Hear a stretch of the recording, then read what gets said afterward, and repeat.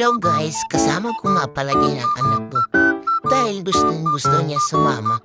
Kukuha nga pala kami dyan ng panpan. Gagawin namin tayo. Karating na nga kami dito sa may ilog. Ang linis-linis ngayon ng ilog. Bagong baha, fresh na fresh, kaya ang sarap maligo. Nakatawid nga na kami ng ilid. Naglakad-lakad pa kami ng konti para pumunta sa kukunan namin ng banban.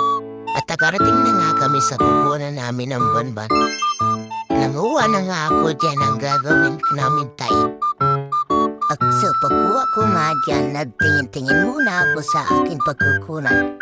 May iilan-ilan yung mga banban dyan. Yung iba maliliit, iba maigsi. Kaya sabi ko, pwede ng pagtyagaan niya na gawin tayo. Kaya dali nga pagkuha dyan at yung kasama kong bata ay nilalalmok na. Kaya naman, pinilisan ko na nga pala nakuha ng banban dyan. Dahil maraing lamok. Kaya naman, nagtisog-tisog pa ako dyan. At yan na nga, nakuha namin. Pauwi na kami niyan.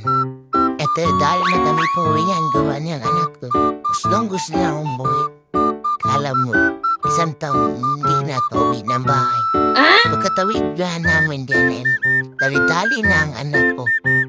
Dahil malapit na ang bahay namin dyan, ay hanggang dito na lang ang aking video.